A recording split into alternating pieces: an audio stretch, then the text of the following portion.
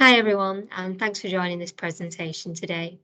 My name's Natalie O'Meara. I'm a Fire Safety Inspecting Officer for Greater Manchester Fire and Rescue Service, and today I'm going to deliver a presentation on fire safety in licensed premises. So one of the reasons why we've decided to offer this presentation is because there has been a number of fires within licensed premises, not only within our local area, but the wider country and elsewhere over the years. Some of these fires have even led to massive life losses and/or serious injuries, and in a lot of these cases, the fires could have been avoided. And where they couldn't have been avoided, the impact of the fire could have been significantly reduced if there were basic fire safety measures in place. And in some cases, there has been subsequent legal action and prosecutions against those with responsibility. So here's just a few examples of some of those significant incidents over the years and the outcomes from them.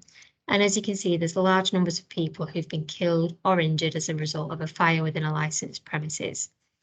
And you might look at those examples and think, these were a long time ago. Surely these things don't happen anymore. But unfortunately, Greater Manchester Fire and Rescue Service has seen a recent increase in fires within licensed premises. And one of the emerging themes from those fires is that there's been rapid fire spread, which has involved decorations. And that's led to major damage to a property and also injuries to staff and customers. We conduct post-fire investigations, and in some of these cases, it has shown that there's been a lack of adequate fire safety arrangements and fire safety measures in place prior to the fire. So here's a short video clip now. This is one of those recent fires within Greater Manchester's area. This is a shisha bar and restaurant, and as you can see, it's quite full with customers. It's decorated nicely with the pampas grass and the flowers. The staff have brought out some sparklers for somebody's birthday, and as one of the staff members has leaned over, it's slightly caught on one of the bits of pampas grass, and you can see for yourself just how quickly that fire has spread all the way across the ceiling, and just how that's impacting those people now as they try and make their escape from the premises. Got bits of fire above them, bits dropping onto them. They're being obstructed by what's on the floor already. So you can make your own determinations there about the level of risk that's been posed to them. So what's the purpose of this session? So from this presentation, my aim is to give you a better understanding of the duties under the fire safety order, to talk to you about who's responsible for fire safety within a licensed premises, and to provide you with some information on the fire safety measures that are required within licensed premises. So to start with, I'll just talk to you about the fire safety order. So the fire safety order are the principal regulations for fire safety. In Greater Manchester, these regulations are enforced by us, Greater Manchester Fire and Rescue Service. One of the ways we do this is through a risk-based inspection programme. So that's where fire safety inspectors, such as myself, will undertake both a physical inspection of a premises and will also carry out an audit with the responsible person and make a determination about whether those premises are being used safely. There are a number of different powers and actions that we can take, which do include prohibition, the servicing of enforcement notice, and in some cases prosecution, if we determine that there's been a risk to relevant people. So the fire safety order places a requirement on the responsible person for a premises to comply with a number of duties, and these duties are provided as articles of the fire safety order. They include, but aren't limited to, the requirement to make a suitable and sufficient fire risk assessment of the premises, to ensure the safety of relevant people by taking measures to reduce the risk of a fire starting and a fire spreading, to provide adequate means of escape and adequate means of detecting and alerting people to a fire, and also to provide adequate staff training. So who is the responsible person? In most licensed premises, the responsible person will be the employer. So this is whoever is paying staff wages. Sometimes the responsible person might not be an individual. It might be a limited company or a charity. In premises where they aren't workplaces, the responsible person will be the person who is in control of the premises. And this responsibility may be shared between a number of different stakeholders. Oftentimes, where these responsibilities are shared, it might depend on what's written within a lease agreement between two parties. So, for example, the owners of a building and the tenant, or the landlords of a pub and the brewery. So make sure to check any lease agreement that you're a party to and try and understand who's responsible for what within the premises. So, fire risk assessments. Article 9 of the Fire Safety Order places a duty on the responsible person to make a suitable and sufficient fire risk assessment of the premises. And this is a really important step as it's the basis for all your fire safety measures, your fire safety arrangements, your evacuation procedures, your staff training, and so on. And it's particularly important for licensed premises to do this because it is also a requirement of the licensing authority as well. So the process of completing a suitable and sufficient fire risk assessment can be broken down into 5 simple steps.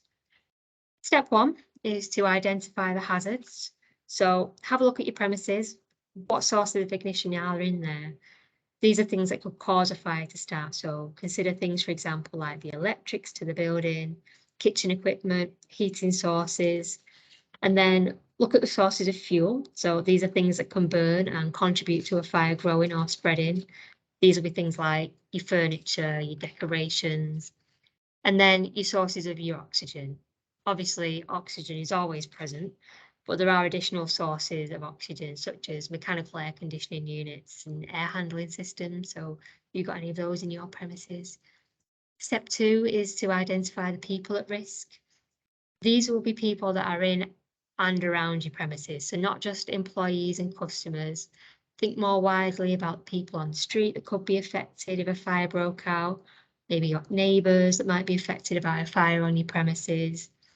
And then in particular, you need to think about people who might be especially at risk. So these will be the people that require additional assistance to evacuate in emergencies. So babies and young children, people with mobility impairments. You must consider these people when you create your emergency plan. So step 3, evaluate, remove, reduce and protect from risk. So once you've identified your fire hazards and your people at risk, you need to evaluate those risks and what you might be able to do to reduce or remove them. Could you remove the fire hazard without affecting your business operation? If it's something like a portable heater, then yes, most likely you could remove it. If you're a restaurant and your fire hazard is the cooker, then it's very unlikely that you could take that away without causing any impact on your business. So if you can't remove it, can you reduce the risk of a fire occurring? So let's take that same example of the cooker again.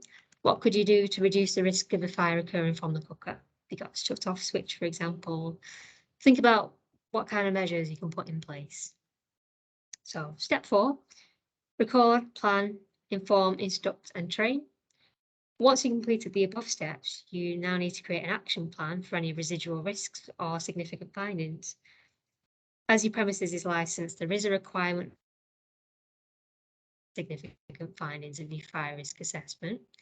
So this also applies if the responsible person has 5 or more employees, and that is 5 or more employees of a company, not just those who work on that particular premises. So if you've got more than one premises, it's how many people does your company, your organisation employ.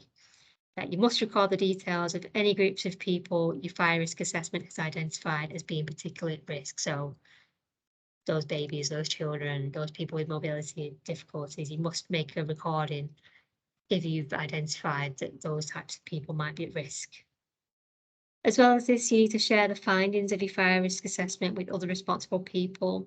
So think, for example, you're the landlord or other businesses that share the same building as you. They should share yours and you should share yours, vice versa. So now that you know the fire hazards and what the risks are, you should create an emergency plan. What actions should people take in the event of an emergency? How should they evacuate? Who's going to lead that? How will the emergency services be contacted? Inform and instruct relevant people about the hazards and the risks to them that you've identified. Could you do this through signage? Could you do it through maybe a welcome speech when your guests arrive? And to provide training to your employees on the fire safety procedures for the premises. So will that training be slightly different for different people? Have a think about their role. What will you expect them to do? For example, do you expect them to lead an evacuation? How should they do that? And then step 5 is to review your fire risk assessment. So you must review your fire risk assessment regularly. As a benchmark, once a year is a good starting point. Have a look at your significant findings. Have they been addressed? Are there new processes in place that need to be considered? It's really important to also review your fire risk assessment where changes have been made to your premises, particularly if there's a material change such as construction work. Has it affected your evacuation plan, for example? Might that need to be altered? Have you redecorated? Have you put up seasonal decorations such as Christmas or Halloween decorations? What are the risks now? Are there any new hazards? A change in management structure? Has there been any sort of emergency incident? If you would like more information about fire risk assessments, you can go to www.gov.uk, and on that website there are free to download approved guidance documents on completing fire risk assessments in different types of regulated premises. You just need to choose the one that is most appropriate for your premises. So you might have some premises that are not licensed premises, you might have some offices or shops, you might have hotels, for example, that don't come within the small and medium places of assembly. So there will be a different type of guide on that website for each different type of premises. Additionally, you can download a copy of that 5-step fire risk assessment process on there as well. You might wish to employ an external fire risk assessor. There's no problem with that. There is also advice and guidance available on choosing a competent fire risk assessor, and that's available on the National Fire Chief's website. So moving on, the next duty is the duty to take measures to reduce the risk of fire and the risk of fire spread. So we'll start with reducing the risk of fire spread. How can you do that? So you need to have an understanding about the construction of your premises. What is it primarily constructed of? So if you think of the shell of the building, is it made of non-combustible materials such as concrete? Is it combustible materials such as wood? Maybe it's a combination of both. Then try and think about secondary construction. So the frame of the building might be concrete, but the inner walls and floors might be constructed of wood. Try and think about rooms inside your premises as their own compartment. If a fire starts in one compartment, you want to try and keep it contained within that compartment and ensure that flame, heat and smoke stay within there for as long as possible. Ideally long enough for everyone to escape and the fire service to come and put it out. Try and think about where they might escape from. Could it be through the door? Does it need to be a fire door, for example? What about windows? Could fire break out from one of your windows? How long would the glazing last for? Have you got holes in your ceiling where smoke could travel to a room upstairs? What about the ducts and the false ceilings and service penetrations? Should also have some consideration as well for the external parts of your premises. Is there anything on the exterior face that could contribute to the fire spread? So cladding materials are just one example. Try and think about other things that might be there, such as billboards.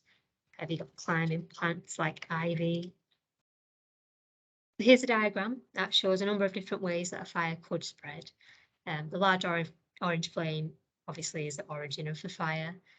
See how it spreads into the adjacent rooms because the doors were not fire rated. It's gone vertically as it's gone into the air duct, it's gone into that vertical shaft. It's also spread along through the void created by the ceiling.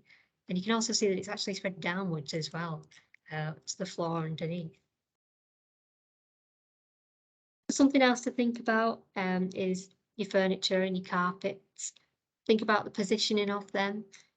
Make sure that your escape routes aren't being as obstructed as you will see on this picture.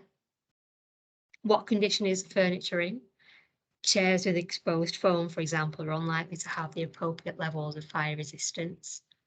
If you do source new furniture, make sure it comes from an approved supplier who can attest to the fire performance of the product. Keep invoices and any documents related to this as well.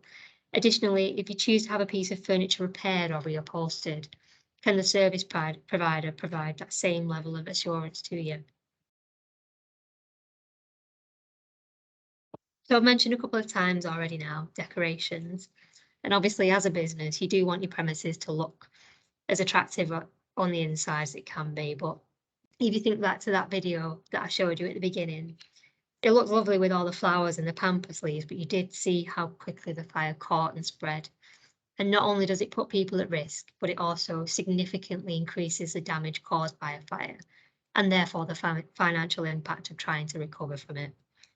You should consult with the manufacturer before purchasing anything about the suitability of their product for your intended use.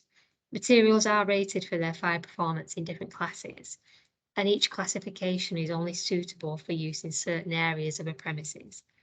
So if you want some more information about what class is suitable and where you should consult the fire risk assessment guidance on the government website. So if you want some more information about classifications of materials and where they are suitable, have a look in those guides that I mentioned earlier on that are on the government website. Also consider the positioning of your decorations.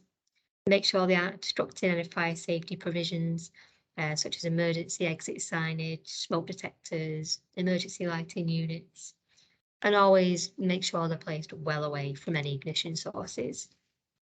Some types of decorations that you could consider, it's not limited to, but temporary decorations, so your Christmas, Halloween, Jubilee type decorations.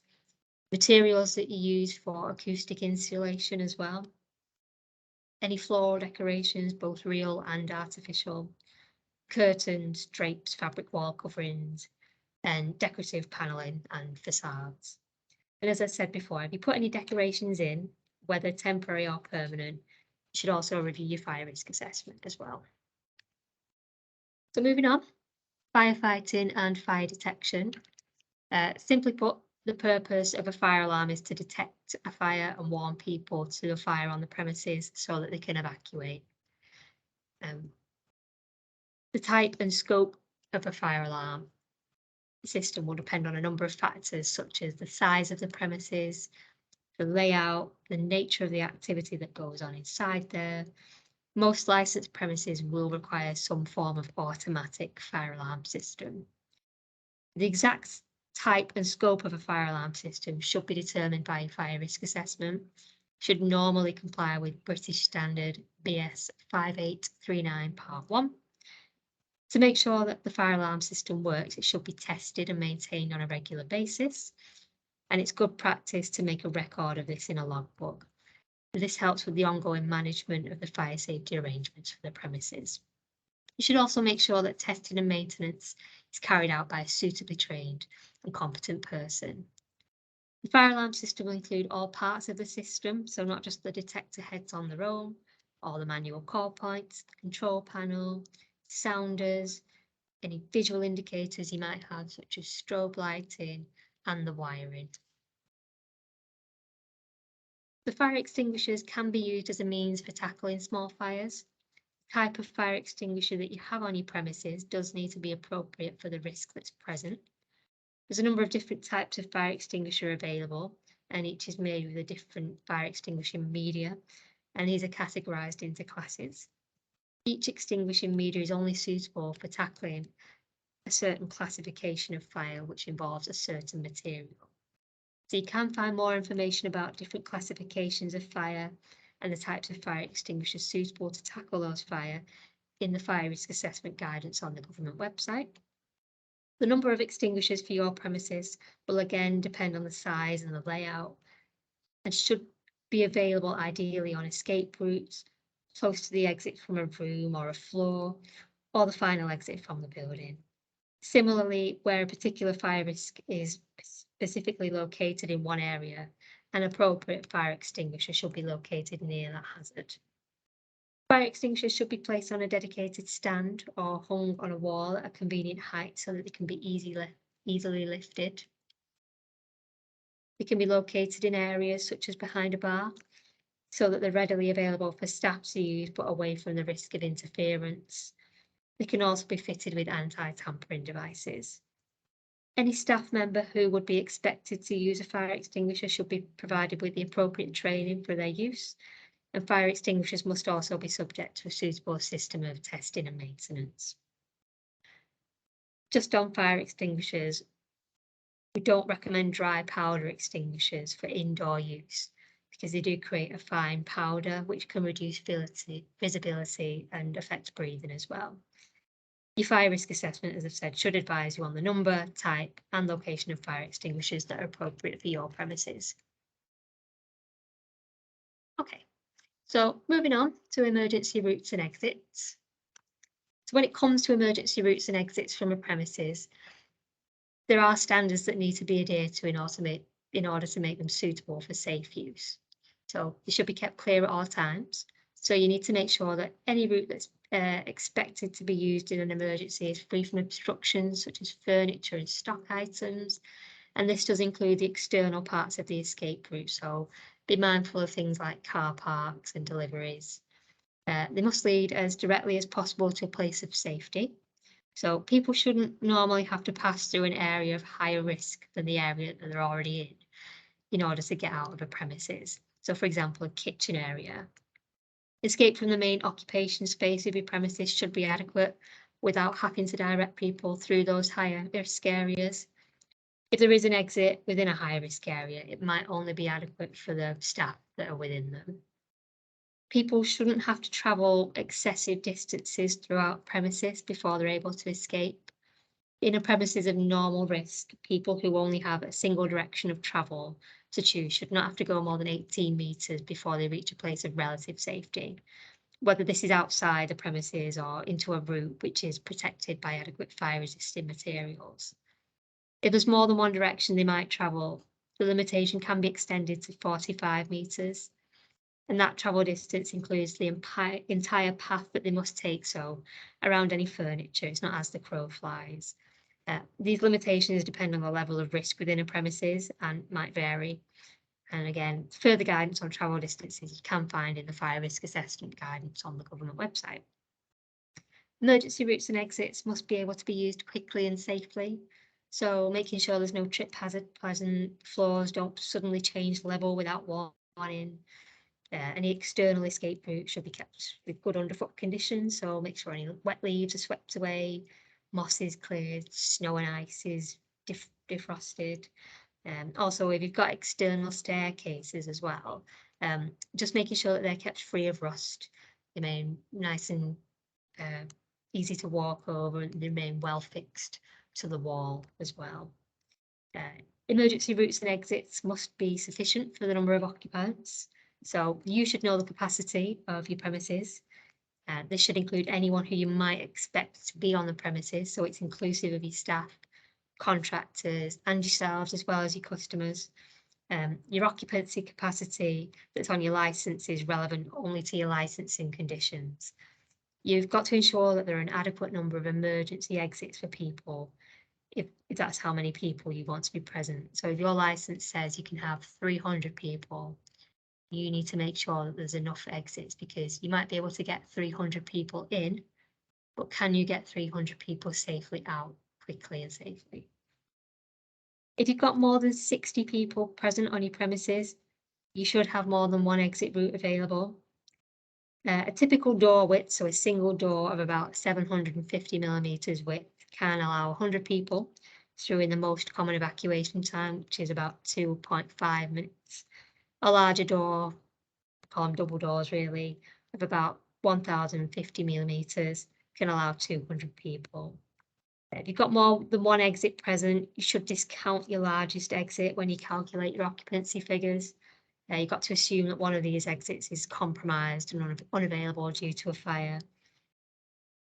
So without this exit that you've taken away because of a fire, there should still be enough exits available to accommodate the maximum number of people on the premises. So again, this is where the fire risk assessment guidance comes in, and where it can give you further guidance on determining your exit capacity. Emergency routes and exits must open in the direction of escape. So all doors and final exit doors on an escape route should open in the direction of travel. So in a nutshell, they should be pushed to open and not pulled to open. And this aids a quicker escape to prevent crushing. So if you can imagine you're the first one to that door and you've got large numbers of people panicking, trying to get out behind you, you don't want to be crushed up against that door trying to pull it open while those people are trying to get out behind you as well. So moving on, doors on emergency escape routes should not normally be revolving doors or sliding doors. Emergency doors must be able to be opened immediately and immediately, sorry. So all doors on an emergency escape route, and that includes the final exit door, should be openable when there are people on the premises. Obviously, it's understandable that security of your premises is a concern. So if there are fastenings on your doors for security reasons, it should be easily openable from the inside without the use of a key. So you might consider other devices such as thumb turns, screws and push bars. Any security gates or roller shutters on these doors do need to be kept open at all times when there are people on the premises. Emergency routes and exits should be indicated by signs. So it should be obvious to anyone, particularly people who aren't familiar with the premises, where the emergency exits are. You should provide directional signage to emergency exits throughout the escape routes. Make sure to obviously indicate changes in direction, changes in level and steps. You should make sure that the signage is clearly understandable to everyone. So having the running stick figure alongside the words fire exit, obviously, don't just presume that everyone can understand the word fire exit or read fire exit. Just make sure that there is something more universally obvious to them.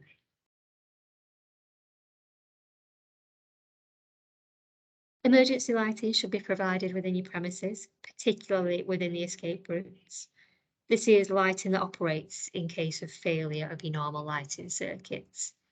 Your fire risk assessment should determine the level of emergency lighting that's adequate for your premises, and all areas of your premises should be considered.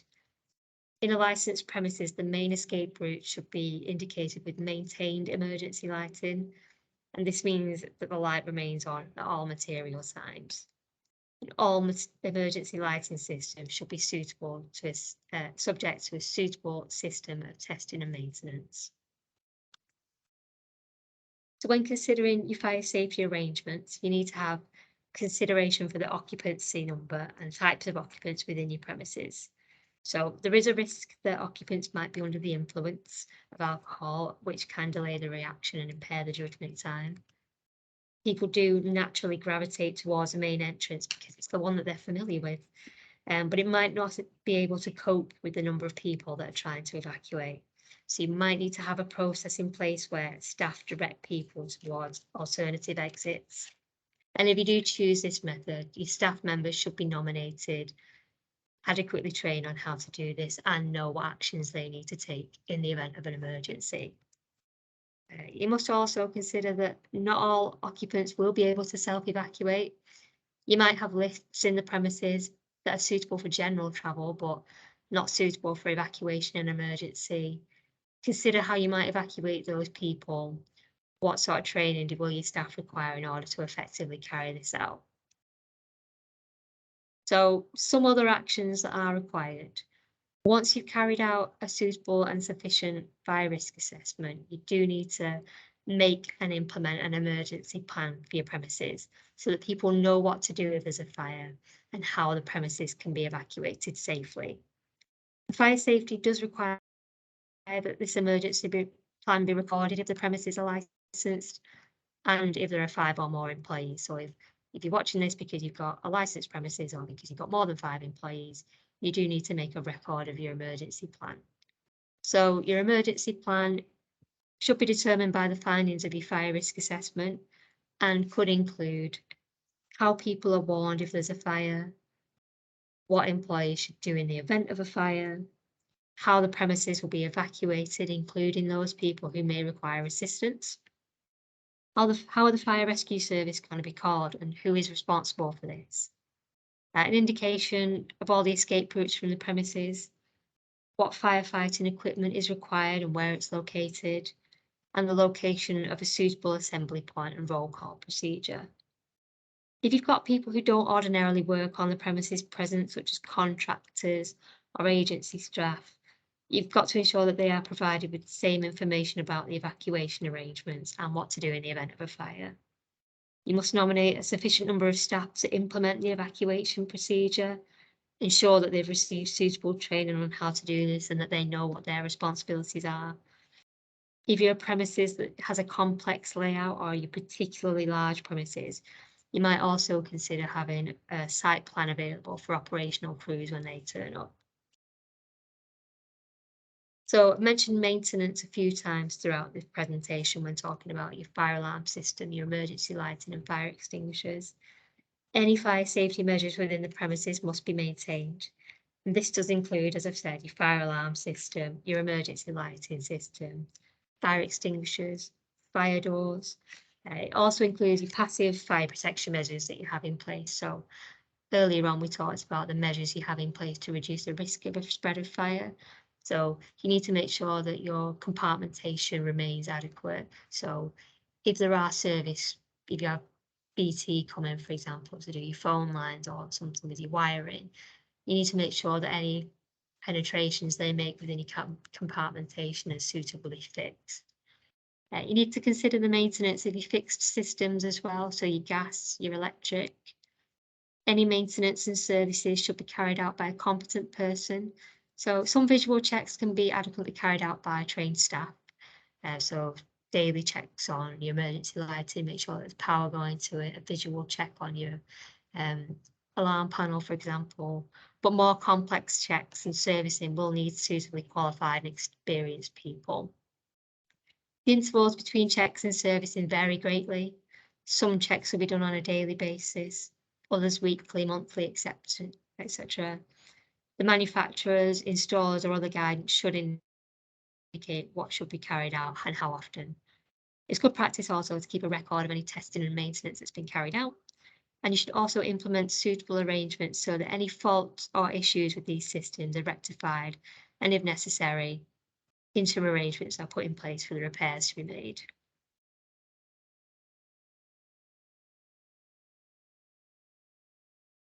So it's essential that all staff members understand not just the fire safety arrangements and the emergency plan, but also the day-to-day fire prevention and protection measures. All staff should receive fire safety training that's relevant to them and their role. As a minimum, all staff training should include the items listed on the emergency plan, basic fire prevention measures, exit routes and the operation of exit devices, and that should include a physical walkthrough of these routes, location of the designated fire assembly points and the importance of reporting to that area, general matters such as permitted smoking areas or restrictions on cooking other than in designated areas, assisting people with mobility difficulties or other relevant persons where necessary, and any other considerations to the findings and recommendations within your fire risk assessment. You might have some staff that are expected to undertake the role of a fire marshal, and that should require more comprehensive training for them. So their roles might include helping those on the premises to leave in the event of an emergency or a fire alarm, checking the premises after to make sure that everyone's evacuated, using any firefighting equipment if safe to do so, liaising with the fire and rescue service when they arrive, shutting down vital or dangerous equipment, performing a supervisory or a managing role in any fire situation. The staff should be provided with this training when they're first employed and at regular intervals as well. So if they're being exposed to new or increased risks, either by changes in their own role, or maybe there's changes in the processes within the premises or hazards being introduced into the premises. And it's also a good practice to keep records of this training as well. So just a few further considerations for you now as well. So throughout the year, a number of special events will occur, whether it's within your own premises or just generally across the community. So these events might be public holidays or music events, even down to birthday parties being hosted on your own premises. So you need to consider how any control measures that might need to be put in place in order to manage the crowds or support the evacuation. These measures could be something simple as such as ticketed events or a staff member counting the number of attendees in and out. If there's any music or sports playing, you must ensure that the fire alarms are clear and audible at all times. So if you've got live bands playing, you should really ideally do an audibility test just to make sure that either the alarm sound is going to be heard over the music so they know to stop, or the sound cuts out on the activation of your alarm system. We do discourage the use of open flames, candles, indoor fireworks such as sparklers. Extreme caution should be taken if these items are being used on your premises, and your fire risk assessment must be reviewed if you consider the use of them.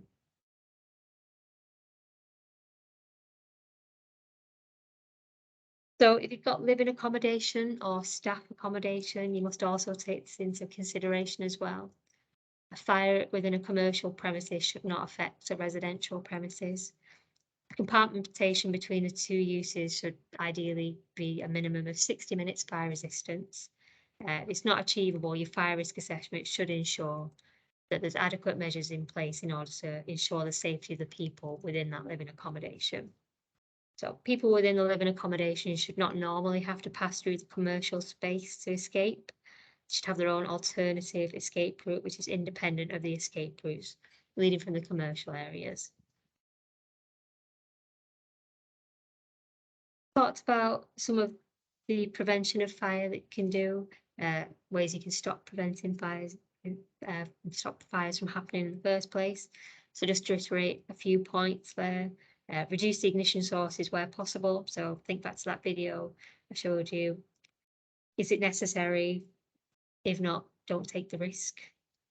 Maintaining a good housekeeping overall reduces the risk of a fire occurring, and having a robust no smoking policy in place and a dedicated smoking area also reduces the risk.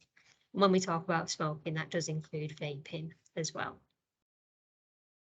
So if you've joined this presentation because you're new to operating a licensed premises or you're looking to expand, you should be aware that not all premises are suitable to be used as a licensed premises. Just because it was used previously as a licensed premises does not mean that it complies with all the current legislation. So before you make any commitments to a premises, check its suitability for use as a licensed premises. Check any leases and contracts, especially in relation to your responsibilities for fire safety measures, and confirm all costs of ensuring that the premises is safe to be used before your intended occupancy. So just to conclude the presentation, I'd like to talk a little bit about the role of Greater Manchester Fire and Rescue Service. So we are the principal enforcing authority to the fire safety order within Greater Manchester. Carry out inspections of regulated premises on a risk-based approach. So you'll see either myself or one of my colleagues at some point in order to carry out an inspection of your premises. In most cases, we will give advance notice when an inspection is due, and we will try to arrange it to take place at a convenient time for you. In cases where we have received information about non-compliance within a premises, we might carry out an inspection without prior notice. Inspections will include a physical walk round of the premises, and we will like to look at all areas. We'll also carry out an audit of the premises, which will be more discussion-based, to gain an understanding about whether the fire safety arrangements for the premises are adequate and appropriate. And we are also a statutory consultee for the building regulations applications and also a consultee for licensing applications. We do also run a primary authority scheme, this is a partnership between ourselves and a number of businesses and organisations, which gives them a means to receive assured and tailored advice on meeting the requirements of a number of regulations, such as fire safety, health and safety or trading standards, through a single point of contact. It does help improve compliance and safety within premises operated by those organisations, and it also helps reduce red tape and barriers that they might be facing when trying to achieve compliance. If you'd like more information on the primary authority scheme, you can find it on the government website again. So that does bring us to the end of the presentation on fire safety and licensed premises. I hope that you've managed to take away some key points from the presentation and that you feel like you've got a better understanding about keeping your premises safe. If you've got any questions or you feel like there's something you need more advice on, there are a number of ways you can contact us. So you can call our contact centre on 0800 555 815, and someone will be able to take your inquiry over the phone and pass it to the most appropriate department for an answer. Alternatively, you can email them at contact@manchesterfire.gov.uk. Alternatively, you can visit our website www.manchesterfire.gov.uk for more information. And just remember, in the event of an emergency, always dial 999 and ask for the fire and rescue service or the most appropriate emergency service. So thanks again for joining this presentation. Hope you've managed to take something away from it. Bye for now.